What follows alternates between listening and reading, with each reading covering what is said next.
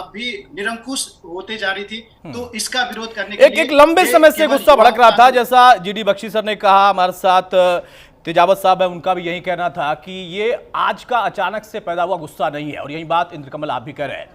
जो इस वक्त मौजूदा परिस्थितियां हैं कर्नल संजीत, क्या आपको लगता है कि बॉर्डर पर और कितना चौकन्ना रहने की जरूरत है? क्योंकि ये सिर्फ एक देश के अंदर का अंदरूनी मामला नहीं है, बल्कि वो देश जिस पर निगाह रहती है चाइना की भी। आपने सुना, इसके पहले भी लगातार चर्चाएं थी कि अमेरिका भी इंटरफेयर कर सकता है, तो सामरिक दृष्टिकोण से भारत के लिए बहुत महत्वपूर्ण हो जाता है। वहां पर भारत का क्या रुख होगा, ये तो भविष्य का सवाल है। लेकिन अभी इस वक्त बॉर्डर एरिया पर आपको क्या लगता है कि हाँ, कितना संजीदा हो जाता है पूरा मामला? अतुल जी, सबसे पहले जय हिंद, और मैं आपका धन्यवाद देता हूं कि आपने अपने चैनल पे मुझे आमंत्रित किया है मुद्दे पे, जो आज का जो खास मुद्दा है उसके लिए। जो आपने ये बात करी है कि जो नेपाल का बॉर्डर है उसके ऊपर भारत। हेलो जी जी बोले सर, कर्नल संजीत बोले। आपको आवाज आ रही है? हाँ हाँ बिल्कुल आ रही है, आप बोले जी। तो मैं ये कह रहा हूँ कि जो बॉर्डर का है, ये हमेशा ये स्टैंडर्ड ऑपरेटिंग प्रोसीजर होता है कि अगर पास के मुल्क में जो है कोई ना कोई गड़बड़ हो रहे, प्रोटेस्ट हो रहे, तो ये जो है बॉर्डर के ऊपर हमारे जो सुरक्षा दल है वो सतर्क हो जाते हैं, क्योंकि ऐसा ना हो कि वहां से कोई ना कोई चीज ऐसी हमारे भारत के अंदर हो जिसकी वजह से हमारे अंदर भी कोई ना कोई, हमारे देश के अंदर कोई ना कोई गलत असर हो जाए। और जैसे कि बाकी लोग पैनलिस्ट भी बोल रहे हैं, मैं ये कह रहा हूं कि ये जो जेन जेड का जो ये झगड़ा है, इसको हमको थोड़ा बारीकी से ये समझना चाहिए कि इस जेन जेड की क्वालिटीज क्या है और क्यों इतनी तेजी से ये भड़का है।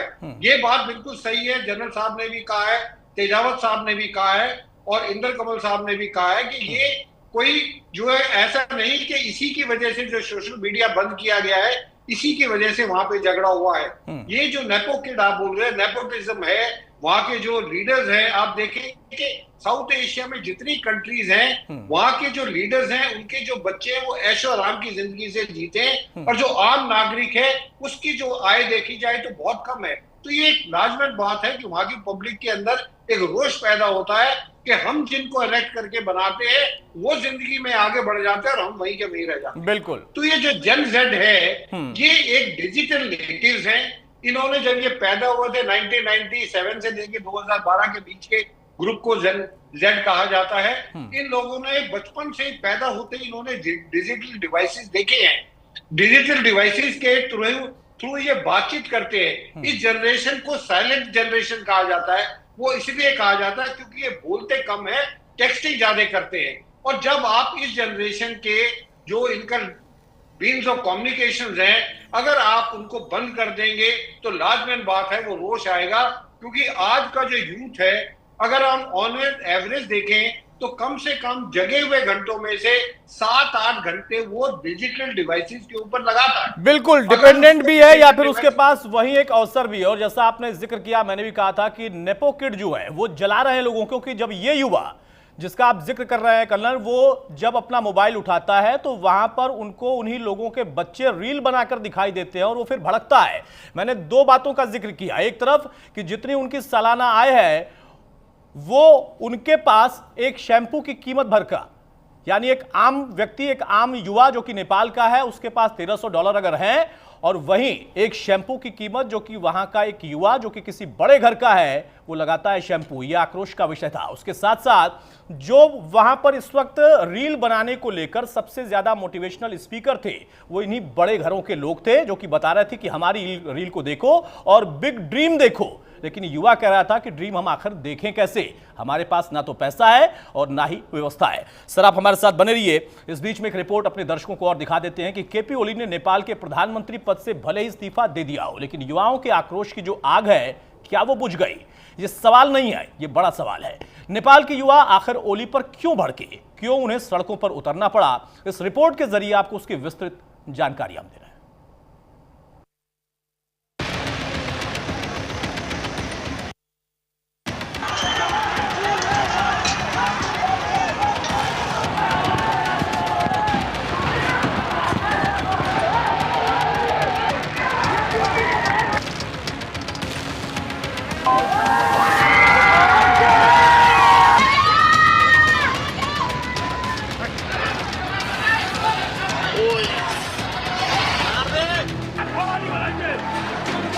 केपी शर्मा ओली के खिलाफ नेपाल के युवाओं में कितना गुस्सा था। आगजनी, तोड़फोड़, बवाल और हंगामे की ये तस्वीरें इसकी गवाही दे रही हैं।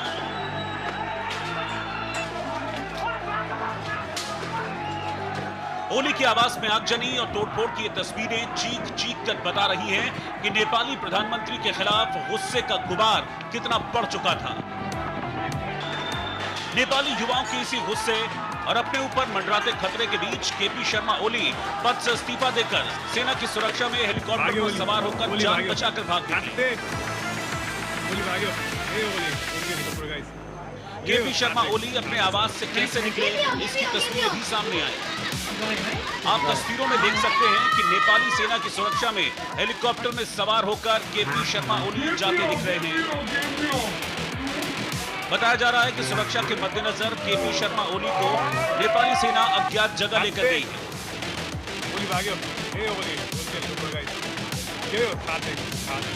इधर गुस्से की धधकती आग को देखते हुए ओली के सहयोगियों ने नेपाल छोड़ने की पूरी तैयारी कर ली है।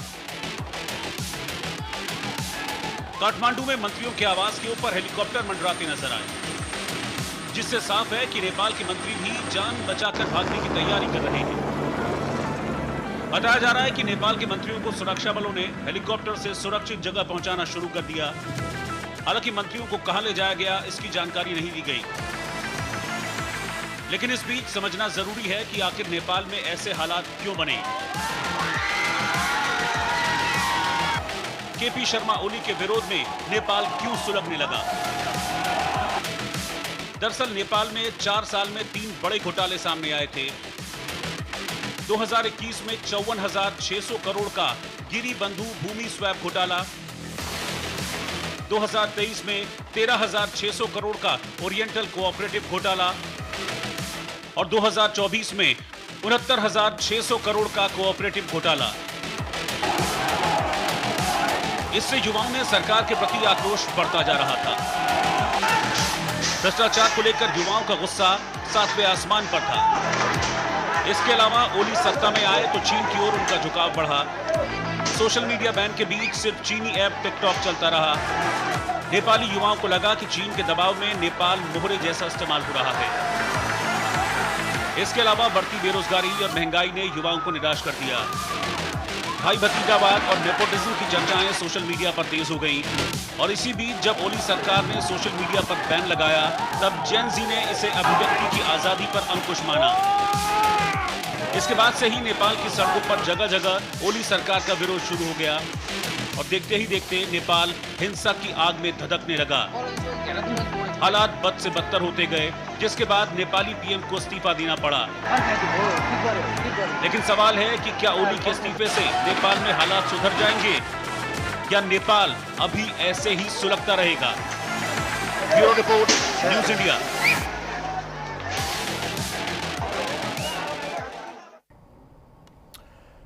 बहरहाल तो आपने रिपोर्ट में दिखा बहुत सारे ऐसे कारण थे जिसमें कोई और कारण जुड़ता चला गया। इसको लेकर चर्चा हो सकती है, लेकिन नेपाल के प्रधानमंत्री ओली का इस्तीफा तो अब हो चुका है। अब नेपाल की युवा मांग क्या कर रहे हैं, यह भी आपने एक बड़ा सवाल है। इसको आप सुनिए और समझिए। कल मार दिया गया, आप लोग देखिए 21-22, अब नंबर कितना है पता नहीं, 500 से जितना है सब इंजर्ड हुआ है। अब स्टूडेंट को ऐसे तरीके से मारेंगे तो कौन सा देश चलेगा। ये सब बहुत क्रूरल देश जैसा हो गया, क्रूरल शासन हो गया है। ये तो ओली का शासन ऐसा नहीं चलता है, कोई देश में ऐसा नहीं चलता है। ये एशिया में ऐसा कम्युनिस्ट शासन में आता है, इतना छोटे देश में तो कैसे चलेगा। कभी भी ऐसा नहीं चल रहा है। हम लोग का डेमोक्रेसी लाया, इतने आदमी मर मर के डेमोक्रेसी लाया। ये ऐसा डेमोक्रेसी किसको चाहिए, किसी को डेमोक्रेसी ऐसा नहीं चाहिए। आप लोग देख रहे हैं संसद भवन कितना जल रहा है। यहीं पर नेता लोग अपना भ्रष्टाचारी लोग आते हैं, बैठते हैं। अब क्या हो रहा है देखिए, आज सभी नेता लोग का घमंड तो टूट ही गया है ना। आप जैसे आप लोग देख रहे हैं, आज हमारे नेपाल में संसद भवन ने पूरे जनता ने मिलके, जेन ज़ी ने मिलके आज आग लगा दिया है। कल नेपाल पुलिस ने जितना ज्यादा किया है ना, कल कमती में 19 लोगों को, स्टूडेंट को नेपाल पुलिस ने गोली मारा, चुन चुन के गोली मारा। उसने गोली मारने का एक तरीका होता है ना, गोर में मार के उसे घायल कर देने का, पर वैसा नहीं किया उसने सीधा यहाँ पर मारा है, डायरेक्ट वो मर गया है। और ये सरकार जो ये जो हुआ है ना, ये इतना कुछ ये सोशल बैंडिंग के लेके नहीं हुआ है। हम लोगों को चाहिए यूथ लीडर चाहिए। अब हम लोग परिवर्तन खोज रहे हैं। ये बूढ़े लोग है ना, ये बूढ़े लीडर है ना, वो हम लोग अब वक्त हो गया है, अब नहीं चाहिए, हमारा यूथ चाहिए। अब सब जेनजी का मांग है यूथ। बहरहाल तो देखा आपने, सुना आपने, ये सिर्फ आक्रोश नहीं है, ये आंदोलन नहीं है, ये प्रदर्शन नहीं है, बल्कि साथ साथ आपने उन युवाओं को सुना। उनका कहना है कि हमें परिवर्तन चाहिए। यहां पर सिर्फ सोशल मीडिया को बैन करने से नाराजगी नहीं थी, बल्कि भ्रष्टाचार से लेकर तमाम ऐसे मुद्दे उनके जहन में थे जिसके बीच में उभरा जेनजी। इस बीच में बड़ी खबर यह है कि नेपाल में हिंसक प्रदर्शन के बीच थोड़ी देर में सेनाध्यक्ष देश को संबोधित करेंगे। प्रदर्शनकारियों से बात करने की तैयारी कर रही है सेना, यानी मोर्चा संभाला है सेना ने, क्योंकि पुलिस ने वहां पर जिस तरीके का काम किया, वहीं आप अपने एक नेपाल के युवा को सुनते हुए समझ रहे होंगे कि वो कह रहा है कि हमें गोली मारी गई, सीधा हमारे सिर में गोली मारी गई, सीने में गोली मारी गई। अगर हमें पीछे करना था, हमें धकेलना था, हमसे बात करनी थी, तो उसका तरीका होता है। आप अगर गोली भी चलाते हो तो आप गोली पैर में भी चला सकते हो, रबर बुलेट का इस्तेमाल कर सकते हो, लेकिन यहां पर पुलिस ने सीधा गोलीबारी कर दी। और यही एक टारगेट वहां पर किया गया। जब आंदोलन को आप पनपते देख रहे थे, वहां की सेना या सरकार का यह रुख दिखाई दिया, या फिर कहें कि सरकार ने यह आदेश दिया कि आंदोलनकारियों को गोली मार दो, और पुलिस ने उसे फॉलो भी कर लिया। 23 लोगों की जान चली गई, सैकड़ों से ज्यादा जख्मी हैं। हमारे साथ कर्नल संजीत लगातार बने हुए हैं और इंद्रकमल जी नेपाली पत्रकार भी हमारे साथ हैं। कर्नल संजीत, एक बार फिर से आपका रुख करता हूं। सीधा सवाल यही कि आपने 2-3 युवाओं को सुना, उसने साफ स्पष्ट कर दिया कि सिर्फ और सिर्फ एक कारण नहीं है। सोशल मीडिया बैन करना हो सकता है कि कारणों में से एक हो, लेकिन उसके पीछे और भी कई कारण हैं।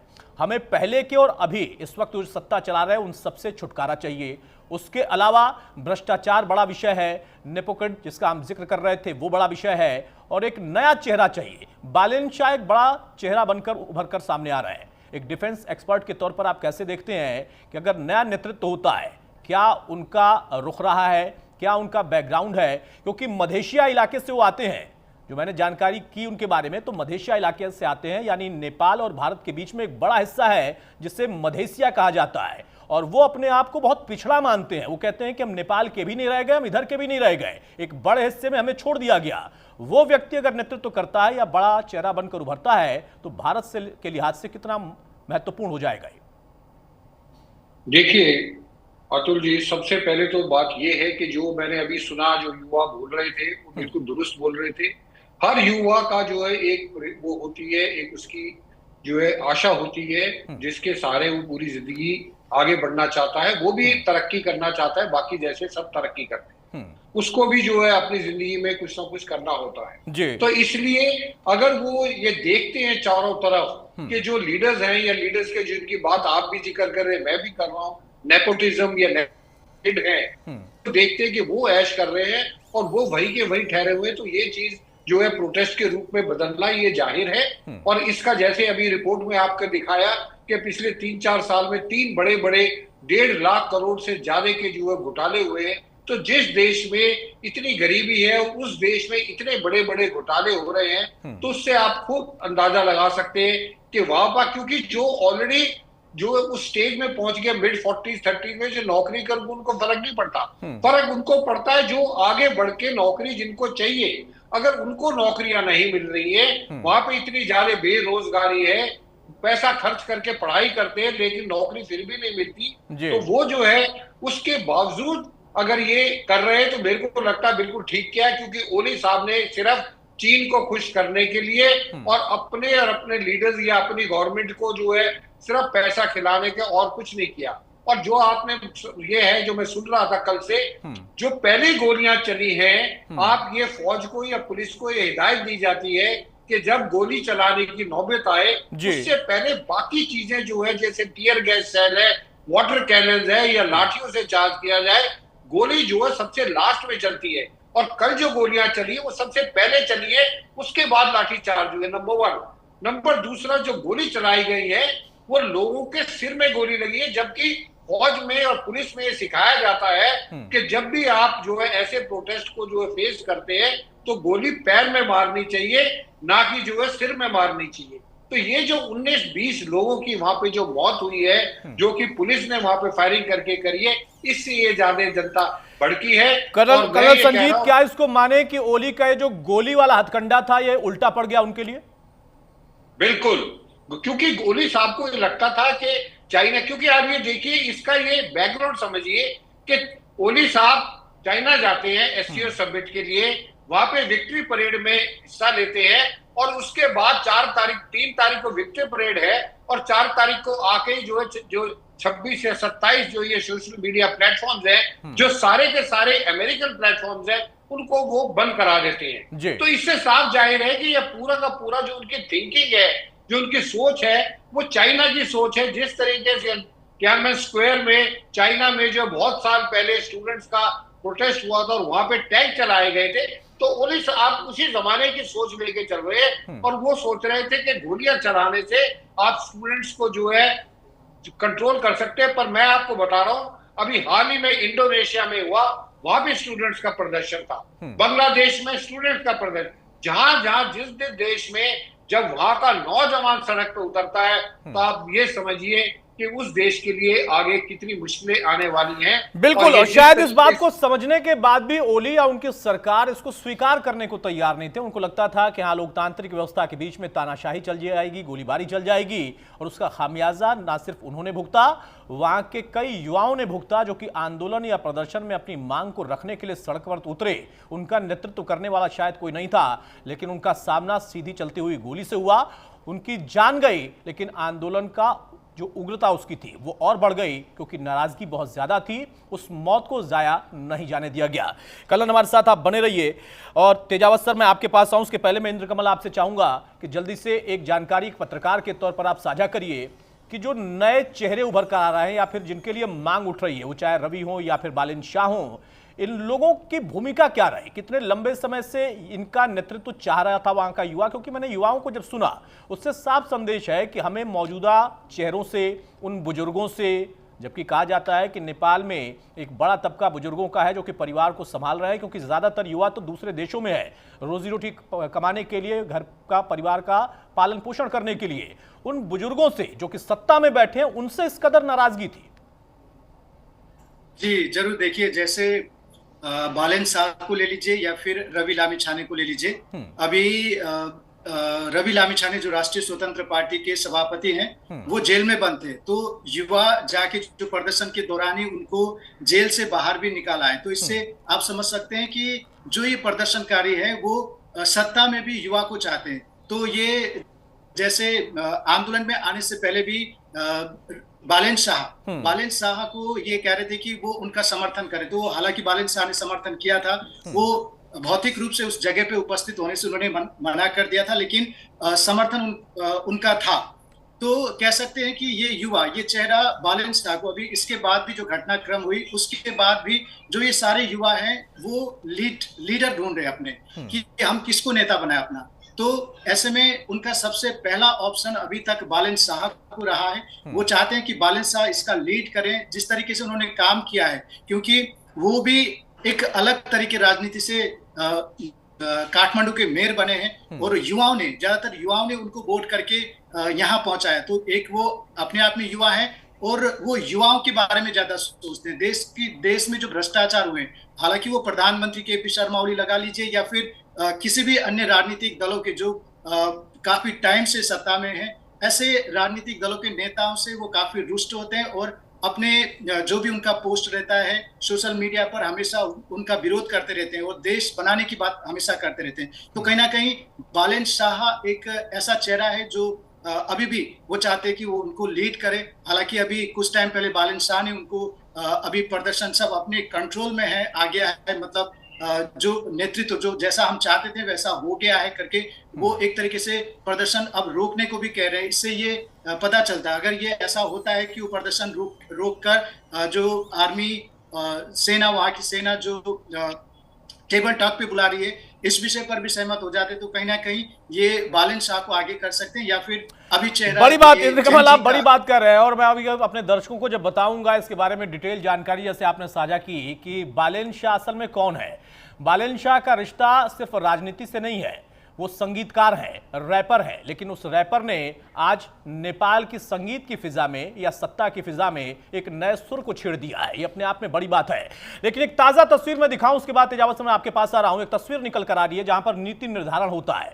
नेपाल के संसद के अंदर की तस्वीर आप देखिए, उसके बाहर की तस्वीर आप देखिए। यहां पर जो आक्रोशित युवा थे, किसी के नेतृत्व में नहीं उतरे थे, लेकिन सबका एक ही मुख्य बिंदु का एजेंडा था, वो था कि सत्ता परिवर्तन चाहिए। सत्ता में जो काबिज लोग बैठे हैं उनसे हमें मुक्ति चाहिए। उस मुक्ति को पाने के लिए किस इलाके से कौन कहां पहुंचता है ये भी कोई मतलब नहीं रखता था, लेकिन नाराजगी को केंद्र बिंदु बना के अपनी नाराजगी के जरिए वो वहां तक पहुंच गए जहां से नेपाल के लिए कानून बनता है, जहां पर नीति निर्धारण होता था, जहां से बैठकर पूरे देश में राजकाज चलता था। ये अंदर की ताजा तस्वीरें आपको दिखा रहे हैं थोड़ी देर पहले की, जहां पर इस वक्त धुआं है, तोड़फोड़ है, क्योंकि जब वहां पर लोग पहुंचे, जब ये आंदोलनकारी पहुंचे तो उनकी नाराजगी इस पूरे हिस्से पर दिखाई दी। उन छतों पर भी, उन बिल्डिंगों पर भी, या फिर उसके अंदर के जो भी साजो सामान थे उस पर उनका गुस्सा निकला, क्योंकि अपने आप से वो कनेक्ट नहीं कर पाते। उनको लगता है कि यहां पर बड़े लोग होते हैं जो हमारे ऊपर काबिज हैं। तेजावत साहब, एक राजनीति, उसके साथ साथ कूटनीति, इन दोनों को लेकर हम चलें। इस वक्त भारत की कूटनीति क्या कहती है? भारत की कूटनीति यह होनी चाहिए कि जो अराजकता के बाद में जो वैक्यूम बनता है, उस वैक्यूम को कोई तीसरा ऐसा देश ना भरे जो कि हमारे लिए खतरनाक हो सकता है। और मैं साफ साफ शब्दों में कहूंगा कि वह देश चीन हो सकता है, क्योंकि अभी अमेरिका बहुत सारे फ्रंट्स पे उलझा हुआ है और खासकर दक्षिण एशिया में वह अपनी मौजूदगी को पसंद नहीं करेगा, क्योंकि दक्षिण एशिया में भारत उसको रिप्रेजेंट कर रहा है और अनेक अवसरों पर उसने सहायता भी की है, चाहे वह श्रीलंका वाला मामला हो या यहाँ तक कि आसियान के देशों में भी अमेरिका को इंडिया ने रिप्रेजेंट किया है। हालांकि अब नए समीकरण बदल रहे हैं जो वापस पुराने हालात में लौटेंगे। यहाँ एक चीज मैं जो गंभीरता से कहना चाहता हूँ कि सत्ता परिवर्तन का तरीका विद्रोह सबसे खराब माना जाता है, क्योंकि विद्रोह में लोगों की जाने जाती है। और प्रजातंत्र इसीलिए होता है कि जब लोगों में आक्रोश पैदा हो तो वोट करके वह सत्ता में परिवर्तन कर ले और अपनी मनपसंद की सत्ता को ले आए। पर हमारे दक्षिण एशिया में जिस तरीके का प्रजातंत्र रहा है, यहाँ पे इलेक्शन लड़ने के लिए भी आपके पास लाखों रुपया होने चाहिए, करोड़ों रुपया होना चाहिए। एक इलेक्शन का अनुमान है कि अगर हम संदर्भ देखें तो भारतीय रुपयों में अगर राशि लें तो 5 से 10 करोड़ तक का खर्च आता है एक इलेक्शन में। ऐसे में केवल वे लोग ही सत्ता में आ पाते हैं जो कि साधन संपन्न है या अमीर हैं। तो नेपाल की संसद पे जो आक्रमण या जो हमला हो रहा है, वहां के लोग वहां आगजनी कर रहे हैं, तो इसका कारण यही है कि वो उस संसद में अपने विश्वास को कह रहे हैं कि हमें इस संसद में विश्वास नहीं है जहां पैसे के बल पर लोग आते हैं। दरअसल यह कहना कि सोनिया जी ने भी परिवर्तन करवाया है, मैं इससे बिल्कुल सहमत नहीं हूँ। और शायद इंद्र कमल साहब को भी ये अच्छा न लगे कि एक नेपाल जो प्रभुत्व संपन्न राष्ट्र है उसका किसी भी तरीके से भारत का इंटरफेरेंस रहा है, क्योंकि नेपाल में राजशाही का परिवर्तन एक लंबे आंदोलन का परिणाम था। तो राजशाही के खिलाफ एक लंबा आंदोलन रहा, छोटे मोटे जो वहां के लोग जिन्होंने कुर्बानियां दी, उस कुर्बानी के बाद में जब एक जनरेशन ने देखा कि एक पूरी जनरेशन जिसमें उनके पिता थे, उनके चाचा थे, उन्होंने वहां पे मौत खाई, वहां पे लाठियां खाई, और उसके बाद में वो देखते हैं कि सत्ता का वह स्वरूप नहीं है जिसकी उन्होंने उम्मीद की थी। तो नई जनरेशन में निश्चित रूप से मोह भंग होगा और सत्ता प्रतिष्ठानों के प्रति गुस्सा होगा। और यही जो गुस्सा है हम इस जैन जी के आंदोलन में देखते हैं। वो कह रहे हैं कि अब बहुत हो चुका नेपोटिज्म, अब हमें अवसर चाहिए। ठीक है, वैसा ही है जैसे कि यूरोप की आबादी बढ़ने के साथ लोग अधिकारों की मांग कर रहे हैं। मैंने तेजावत साहब एक कूटनीति वाला सवाल पूछा था जब आपने नेपोटिज्म का जिक्र किया। जो नेपो किड इस वक्त वहां पर चर्चा में सबसे ज्यादा है जिंजी में, वहां पर एक बात और बहुत चर्चा हो रही है उसका मैं आपसे चाहूंगा कि एक थोड़ा सा विश्लेषण आप कर दें कि जिस संसद की तस्वीरें हमने आपको दिखाई, वहां पर जब लोग पहुंचे तो उनकी नाराजगी ऐसे नहीं थी, वहां आगजनी इस वजह से नहीं की, क्योंकि इसके पहले कहा जा रहा था कि जो बड़े लोगों के बच्चे हैं वो इस जगह पर रैंप वॉक करते दिखाई देते हैं, उनके लिए रैंप वॉक करने का एक प्लेटफॉर्म ये है, इससे एक आम जो युवा था वो सोचता था कि हमारे पास पैसा नहीं, हमारे पास कोई साधन नहीं, और इनके लिए ये जगह जहां से हमारे लिए कुछ बड़ा नीति निर्धारण हो सकता है, कानून बन सकता है, व्यवस्था हो सकती है, भ्रष्टाचार पर लगाम लग सकती है, ये रैंप वॉक करते दिखाई देते हैं। बिल्कुल सही कहा, नेपोटिज्म इसका है। और अभी का जो युवा है यह मानने के लिए तैयार नहीं है कि उसका अधिकार किसी अमीर युवा के अधिकार से कम है। और ये अमीरी कहाँ से आई? ये जनता के पैसों से आती है। बिल्कुल, क्योंकि बैंक में जो हम जनता का गाढ़ा पैसा जो है वो किसी भी रूप में या सरकार के लोन से जो मिलता है उसी से व्यापार चलता है, और उन्हीं व्यापार से लोग अमीर बनते हैं। तो यह तो एकदम तय है कि ये सारा का सारा पैसा जनता का पैसा होता है जी। तो ऐसे में जो उनका अपने लिए अधिकारों की मांग करना और उसके लिए हक के लिए लड़ना बिल्कुल सही है। और जो प्रजातंत्र का जो वर्तमान स्वरूप है उसके खिलाफ भी जो उनका गुस्सा फूटा है। और ये खाली केवल नेपाल की ही बात नहीं है, हम अलग अलग शक्लों में, नेपाल में यहाँ सामाजिक कारण था क्योंकि सोशल मीडिया को बैन कर दिया, हम बांग्लादेश में पॉलिटिकल रीजन समझते हैं, आरक्षण का कारण, वैसे ही आर्थिक कारणों से श्रीलंका में हुआ। पर इन सब के मूल में देखे या भारत में भी जो हरियाणा में चाहे वो आरक्षण का आंदोलन हुआ था, किसानों का आंदोलन हुआ था, या कि पाकिस्तान में जो आप अनरेस्ट देखते हैं, खासकर वहां के जो बड़े बड़े सेना के अधिकारियों के घर जलाना, ये सब, तो पूरा का पूरा दक्षिण एशिया जहां आबादी तेजी से बढ़ रही है, अगर इस आबादी को आप अपने जो न्यायप्रद हक है अगर उनसे महरूम रखेंगे तो आंदोलन फूटेगा।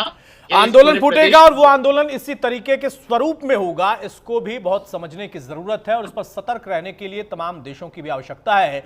क्योंकि थाईलैंड से लेकर अगर आप देखें, इतिहास में जाएं, तो अब नेपाल में एक बार फिर से जो उग्रता दिखाई दी है, ये अपने आप में एक नए व्यवस्था को दिखाता दिख रहा है कि एक बड़ी व्यवस्था जिसके खिलाफ वहां का आम युवा था, आम लोग थे, उन्होंने अपनी तरफ से साफ स्पष्ट कर दिया कि हमारे साथ ऐसा व्यवहार जायज नहीं है। बहुत शुक्रिया कर्नल संजीत आपका, बहुत शुक्रिया अरविंद सिंह तेजावत साहब आपका, और इंद्र कमल जी आपका भी। तो मौजूदा दौर में नेपाल के अंदर की कहानी खुद नेपाल के हुक्मरानों या फिर वहां वो लोग जो कि कर्ता धर्ता थे उनके जरिए इस कहानी को लिखा गया, गढ़ा गया, और आज नेपाल उसी में जलता हुआ दिखाई दे रहा है। नेपाल की सेना बहुत संभव स्थिति को संभालने की कोशिश कर रही है, और जो आंदोलन का कमोवेश नेतृत्व कर रहे थे बालिन शाह, उन्होंने भी आंदोलनकारियों से अपील की है कि वो अपने घरों के लिए वापस लौटें, शांतिपूर्ण स्थिति बनाए रखें। हालांकि अभी भी युवा आक्रोशित हैं क्योंकि उनके ऊपर सीधी गोली चलाई गई।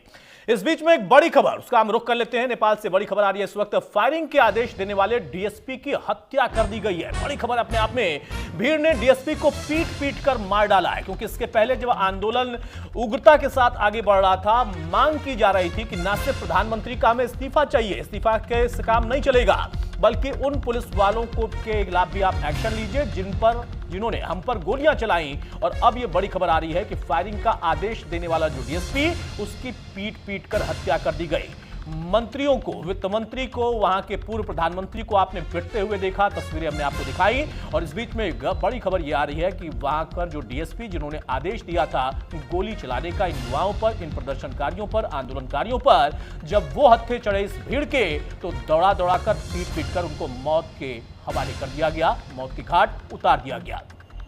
तो नेपाल से इस वक्त की बड़ी खबर आ रही है, आक्रोशित है युवा, क्योंकि उन्होंने मांग की थी कि जिन पुलिस वालों ने, जिन पुलिस अधिकारियों ने हम पर इस तरीके की बर्बरता की, उस बर्बरता के खिलाफ हमारी मांग है कि उनको हमारे हवाले किया जाए या फिर उनके खिलाफ एक्शन लिया जाए। जब वो खुद उनके हाथ चढ़े तो फिर उसके आप देखिए कि नतीजा क्या है, एक डीएसपी को पीट पीट कर मौत की घाट उतार दिया गया है। और चलिए इस बीच में एक बड़ी खबर आ रही है, सियाचिन बेस कैंप के पास एवलांच, सेना के 3 जवान जो कि अग्निवीर समेत सेना के 3 जवान, उनकी शहादत हुई है। राहत बचाव कार्य के लिए पहुंचे थे वहां पर, इस वक्त टीम जो पहुंची है वो इस वक्त मौका मुआयना करते हुए तस्वीरें आपको दिखा रहे हैं। एवलांच आया, उसके बाद यह खबर निकल कर आई कि 3 जवान जिनकी शहादत हो गई है। सियाचिन का इलाका, राहत बचाव कार्य इस वक्त वहां पर जारी है। मौजूदा तस्वीर जो कि पूरे इलाके में अगर आप देखिए तो ये अपने आप में बहुत महत्वपूर्ण हो जाता है। और एवलांच की घटना जब होती है तो वहां पर इसकी जद में कब पहुंचा जाए, 3 लोगों की, यानी 3 सैनिकों की, 3 जवानों की शहादत की खबर आई।